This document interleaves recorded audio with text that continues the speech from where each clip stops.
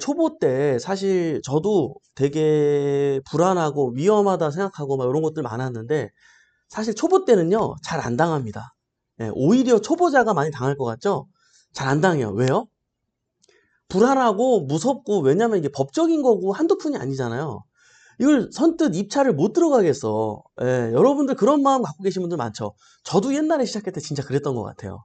예, 근데 그러다 보니까 이게 이래저래 알아보고 열심히 나름대로 조사하고 하다 보니까 잘 안 당합니다. 안 당하는데 의외로 조금 뭔가 알 때 당하는 경우가 굉장히 많아요. 예, 왜냐면 이게 이제 무뎌진 거야. 생각보다 안전한 물건이 되게 많네. 아, 이멘토 말이 맞았네. 진짜 시세 조사만 열심히 하면 돈 벌 수 있네. 라는 걸 알게 되거든요. 근데 간혹 가다가 이제 그렇게 해서 그게 근데 모든 물건이 안전한 건 아니에요. 근데 내가 이제 무뎌진 거야, 살짝. 그래서 이제 실수하는 경우들이 나타나는데, 그래서 여러분들이 초보 때 꼭 경각심을 가지고 조심해야 되는 것들이 있습니다. 그 중에 오늘 한 가지를 말씀을 드리려고 하는데요.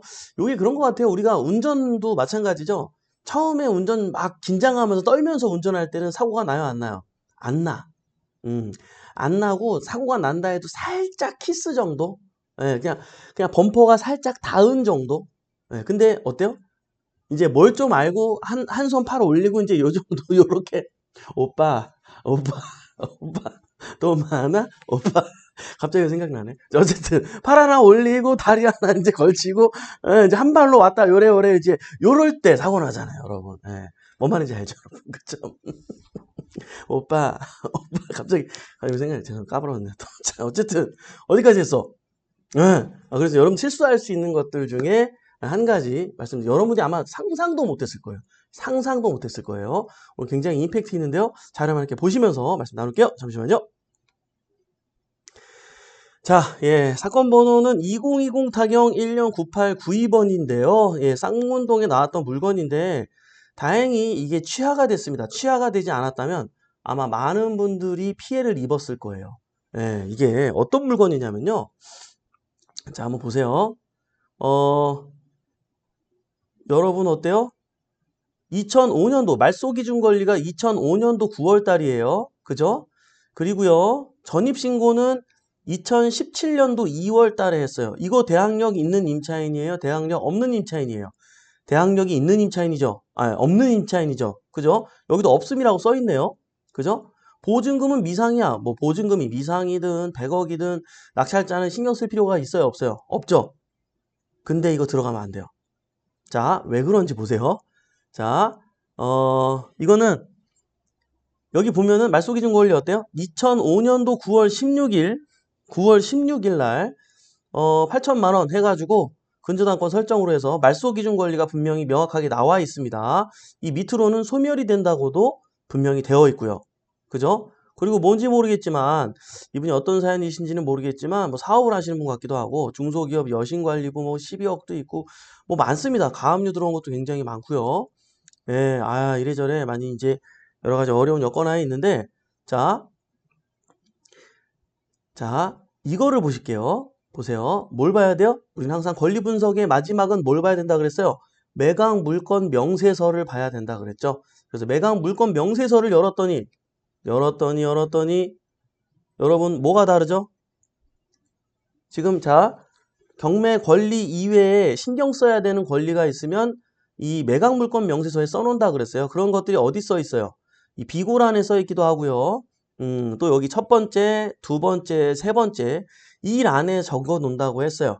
그럼 이 란에 아무것도 적혀 있지 않기 때문에 문제가 없는 걸까요? 이멘트 문제 없는데 전입신고 날짜도 그대로 있고 여러분 정답을 찾았나요? 답을 한번 올려줄 수 있으세요, 여러분? 여러분들은 정답을 찾으셨나요? 여기 지금 뭐가 다르죠? 맞출 수 있을까요? 우리 굿모닝 경매 식구들이 과연 맞출 수 있을까요? 응? 이 버퍼링 때문에 답이 안 오는 건가요? 자, 오, 부기일상님이 단번에 맞췄어. 오, 그쵸. 맞습니다. 네. 여기, 그렇지. 다 맞춘다. 이 정도는 이제 너무 껌이시구나. 그죠? 우리 초보분들이 계시니까. 우리 초보분들 입장에서 또, 예, 봐주자고요. 자, 보세요. 최선순위 설정이라는 날짜가 여기 적혀 있습니다. 예. 최선순위 설정이라는 말은 뭐죠? 우리가 흔히 경매하는 분들이 쉽게 얘기하는 말소 기준 권리 날짜예요. 예, 이거를 우리 이제 그 정확하게 정확한 이름으로는 최선 순위 설정 날짜라고 얘기를 하거든요. 그죠? 자, 여기서는 19년 1월 31일로 돼 있어요. 이상하다.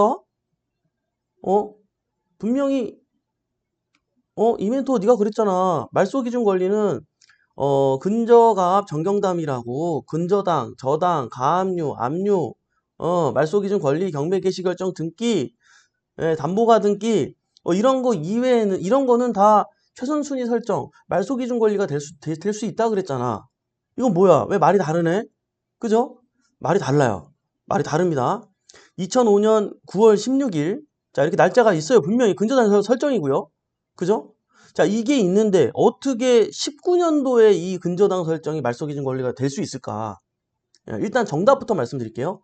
자, 이런 여하에 있더라도 근저당이 말소 기준 권리가 되는 게 맞는데요. 이게 중요한 게 아니고요. 분명히 담임 법관은 얘기했어요. 뭐라고 얘기했어요? 말소 기준 권리는 19년 1월 30일입니다. 라고 얘기를 했어요. 우리는 이거다 저거다 말씀 마시고 법원에서 얘기하면 믿어주세요. 뭔 말인지 알겠죠, 여러분? 법원 다시 한번 메가물 검에서 다시 한번 볼까요? 보세요. 여기 담임 법관 써있죠? 이승호님이 최종적으로 최초 입찰 날짜 일주일 전에 이 매각물건 명세서를 올리게 되어 있어요. 그만큼 신중하게 검토하고 최종적으로 올리라는 의미를 담고 있는데요. 여기에 나와 있는 이 날짜가 맞는 걸까요? 아까 그 경매 정보지에 나와 있는 날짜가 맞을까요? 이 날짜가 맞는 거예요, 여러분. 그거 믿고 입찰 들어가면 큰일 나겠죠? 이게 여러분들은 당연히 거기 경매 정보지에 말소 기준 권리가 써 있으면은 당연히 그게 기준이 되겠지라고 생각할 수 있는데 아닌 경우가 이렇게 있다는 거예요. 제가 아닌 게 있어서 일부러 제가 가지고 온 거예요. 예. 이런 경우가 진짜 있기 때문에 그래서 여러분들 원숭이들도 나무에 떨어져 안 떨어져 떨어집니다. 그죠? 누가 봐도 분명히 근저당 설정이 맞고 2005년도에 그게 있는데 어떻게 그러면 이멘토 어떻게 이런 일이 발생하는 거야? 이게 말이 돼? 분명히 민법에 말소 기준 권리에 근저당이 있으면 그게 기준이 된다고 했는데 왜 이런 거지? 이건 알 수가 없어요. 이게 등기상에는 그러했는데 자, 이 등기부가 언제 띄어진 걸까요? 경매 정보지가 나오면서 그때 막 띄어진 걸 거 아니에요. 이게 지금 어저께 띈 건 아니잖아요.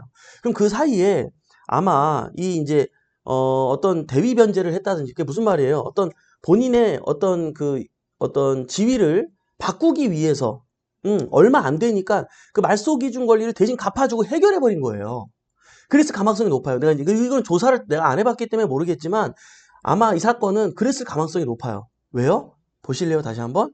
자, 지금 현재 이분이 임차인 분께서 대항력이 없잖아요.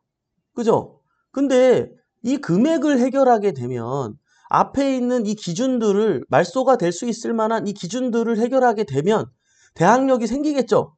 대항력이 생기면은 왜? 말소 기준이 19년도 1월 31일로 바뀌어 버리니까 그 사이에 그럼 말소 기준이 없던 사람이 말소 기준이 생겨버리는 거예요.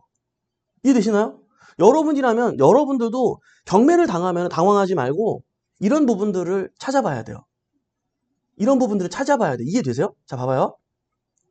이분이 보증금이 얼마인지가 나왔다면 정확하게 여러분한테 계산해서 얘기해 줄 수가 있는데 정확하지 않기 때문에 제가 뭐 말을 할 수가 없는데 예를 들어서 5억이라고 칠게요. 5억이야. 그러면은 대항력이 없잖아요. 그럼 이분은 누군가에게 낙찰이 되면 10원도 받아야 못 받아요? 10원도 못 받겠죠. 10원도 못 받겠죠. 그러면 이 사람이 갑자기 대항력이 생기면 그 5억을 다 받을 수 있잖아요. 근데 내가 대항력이 생기면 어떻게 될까라고 등기부를 봤더니 어때요? 19년도 1월 31일 이 근저당 설정 이전에 이 세 건만 해결하면 나는 대항력이 생기네? 라는 게 결론이 나오겠죠. 네, 그래서 어때요? 8,000, 2,400, 1,600 뭐 해가지고 이거 그냥 갚아버리는 거지. 실제로는 이 금액일까요? 이 금액이 아니죠. 근저당을 설정할 때 당시는 보통 120%를 설정하잖아요. 이해되세요?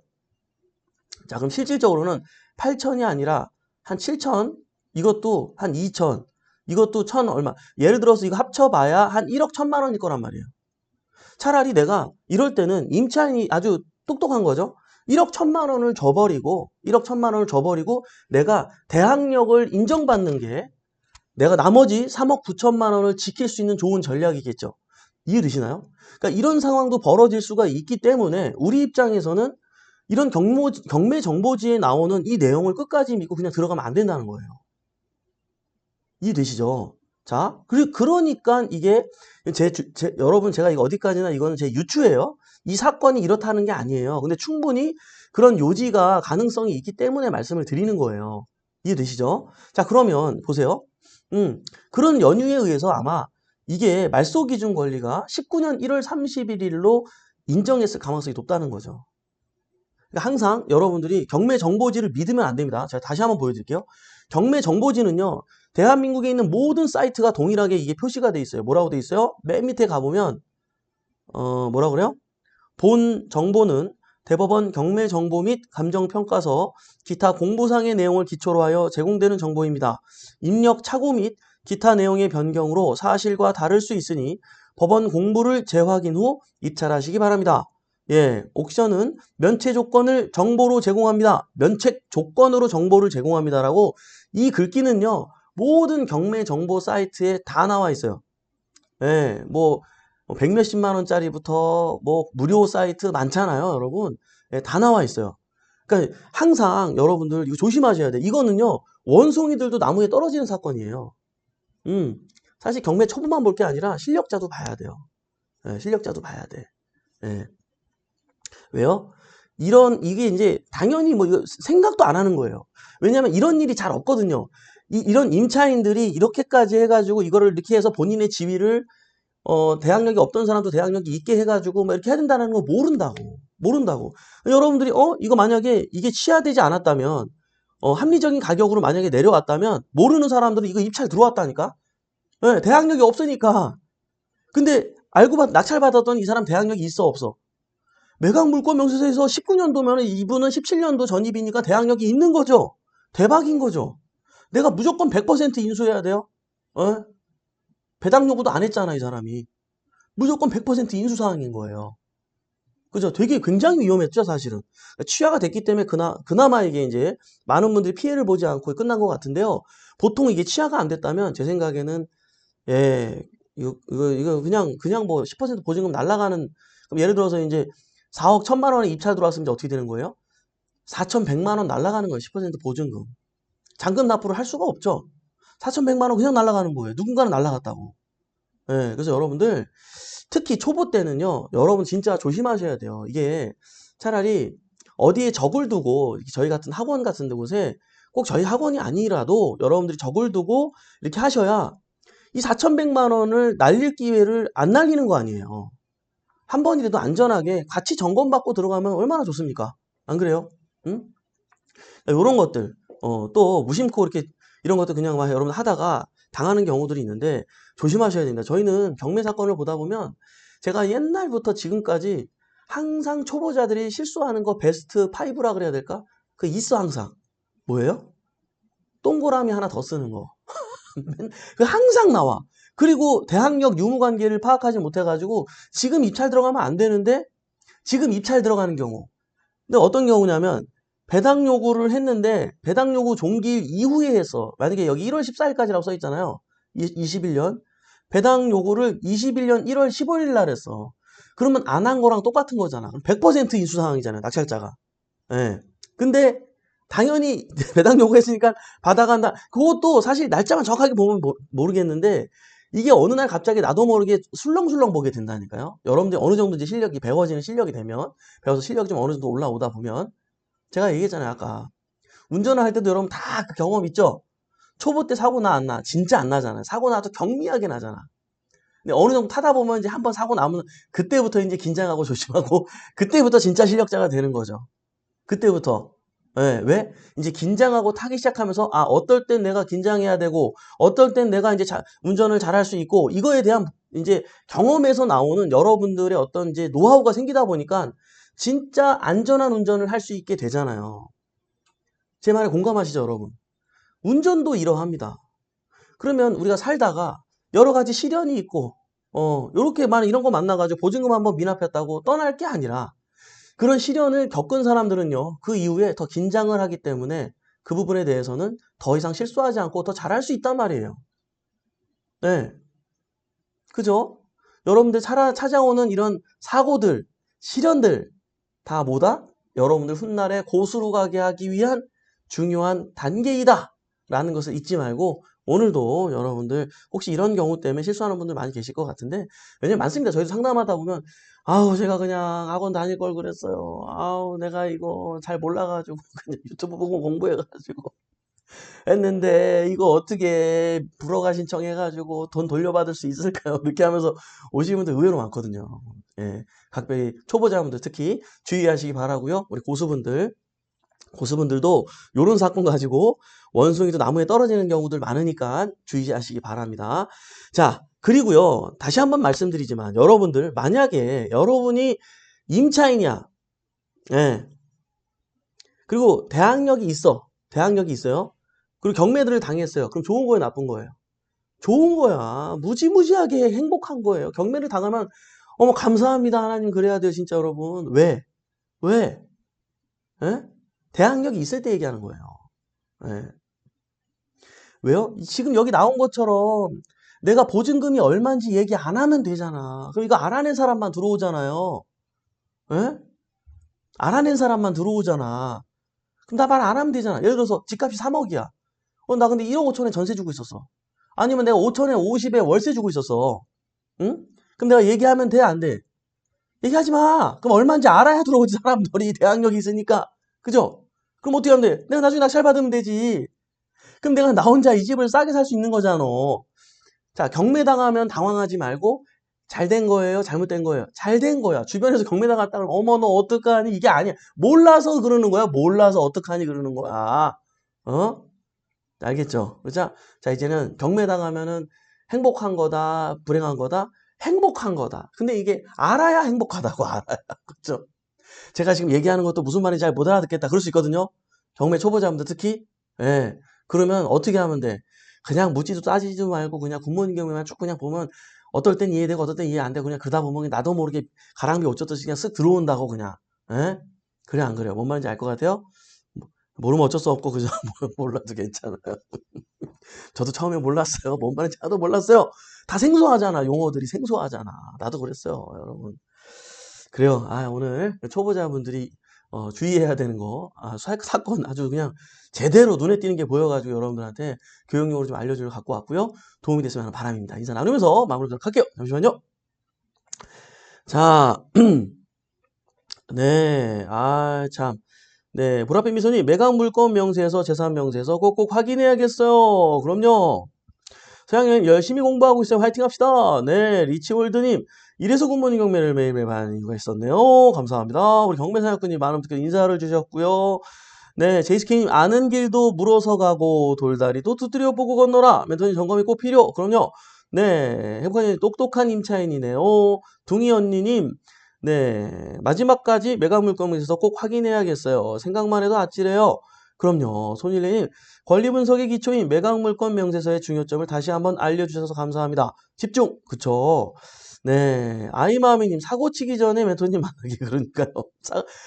맞아. 이거 중요한 말이야. 사고 치고서 오지 말고, 제발 사고 치기 전에 와서, 예, 얘기하자, 진짜. 그죠? 우리 같이 잘 돼야 될 거 아니요. 왜 사고 치고, 이게 버는 것도 중요한데, 여러분들이 진짜 이 4천만 원도 생각해봐요.